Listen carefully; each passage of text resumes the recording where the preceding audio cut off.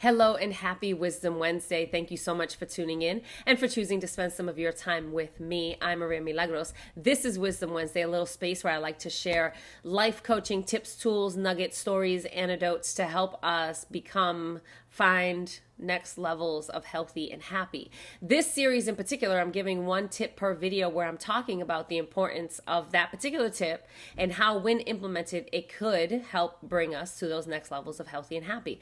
The first tip that I gave was really about minding our business, and it sounds so like crass, mind your business. And yes, it is, but at the same time, it's also about knowing what is our responsibility, what is our business, what we're in control of, focusing on that, and letting other people live their lives, right? Letting other people make their choices, letting other people make decisions that work for them at that time, because everyone's doing the best they can with what they know how.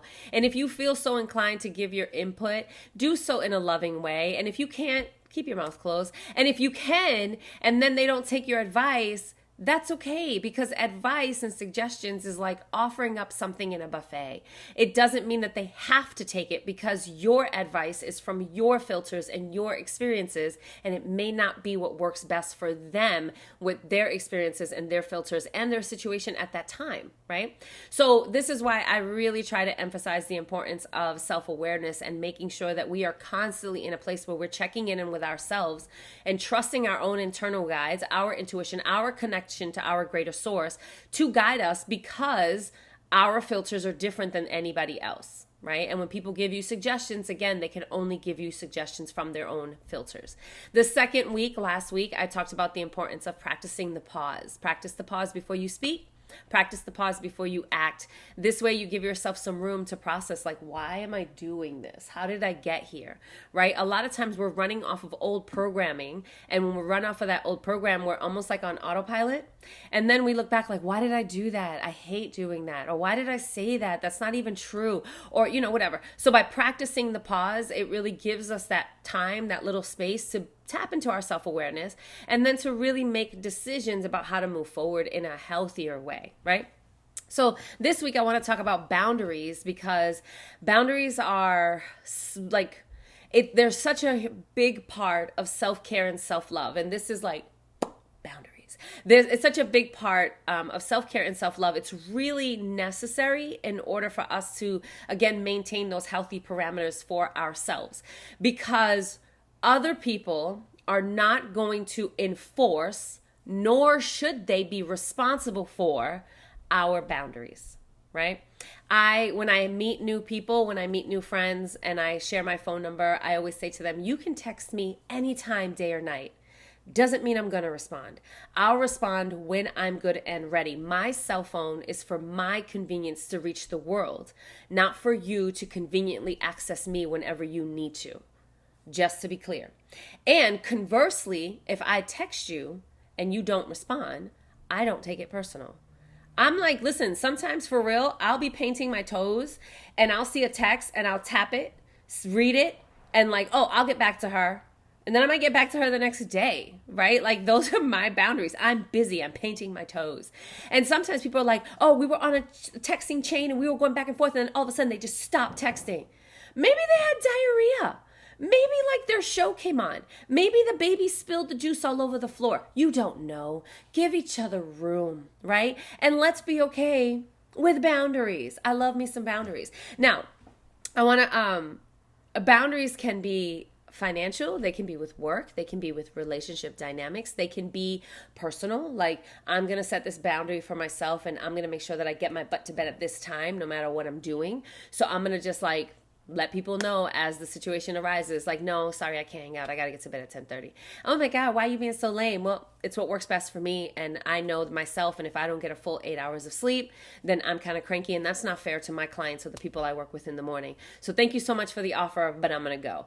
Boundaries, right? When I was younger, I remember I had this job. I just worked a lot. It wasn't that the job necessarily paid a lot, but I worked a lot. So, and I was pretty good with finances because my life required that of me. Another story for another day. And so I was pretty good with my finances. And so it always seemed that I had money. And so the people around me would always come to me for money. And then one day I was like, wait, these jokers are not paying me back, right? They're just straight up taking my money and they said they'll pay me back and they're not. And I'm hunting them down and they're like, oh, I'll get it to you next week. Oh, this came up. Oh, this came up. I got stuff that comes up too, but yet I always seem to have money to give to them. And then I realized I could be mad at them all I want, but I'm the one giving them the money. So if I want something in this dynamic to change, I have to be willing to make that change. So I started saying no. And I remember the first woman that at the time I was giving her the most amount of money. She was a woman in my family. And when I gave her, she called me up, asked me for money, and I said no. She lost it. She was swearing at me. And then I was like, you're not going to talk to me this way. And the more that she did that, the more I dug my heels in and like, no, no, no, no. And then I hung up and she called me back and she kept leaving me these like nasty voicemails about like, you said you would take care of family and you would be there for family and now you're not there for me. You spent your money on cigarettes and alcohol and now you want me to buy diapers. Wait, what? I'm so confused. So I remember like, I'll buy diapers, but I'm not giving you money. And she was like, rah, rah, rah. Like it was a whole thing. She was so mad at me for so long. And I don't care. I just kept digging myself in like, nope, nope, nope. And guess what?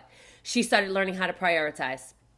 Just saying, when we set healthy boundaries for our sanity, sometimes it's difficult because, again, we're so used to being a part of this regular program that's like, I need them to be approving of me and I need to appease them so that they're not angry, so that they don't act out because it's not worth it.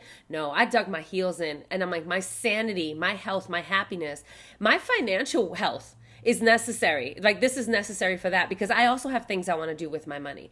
And when I did, it forced her to figure out other means of getting it done and to really like do the work for herself. And then eventually, like a year later, she ended up apologizing. So boundaries are not just for us, they're also for other people. They help create these healthy parameters to let people know I'm not a doormat. You will not walk on me.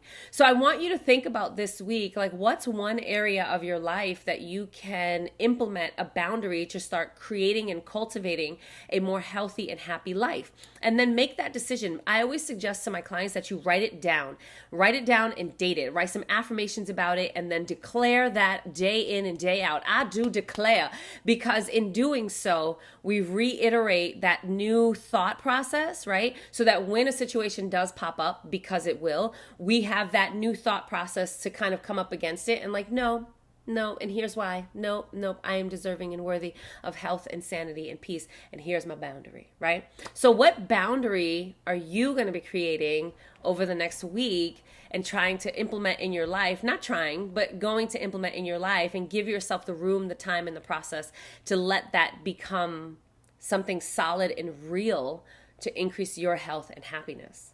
All right, that's all I have. I hope that you enjoyed this. If you know someone who can benefit from it, please share it. If you haven't already subscribed to my channel, give it a thumbs up, give it a thumbs down. Do you, boo? I love you either way. There's nothing you can do about it because you're a whole sacred human, as am I, and this interaction is magic. I'll talk to you soon. I'll see you next week. Peace!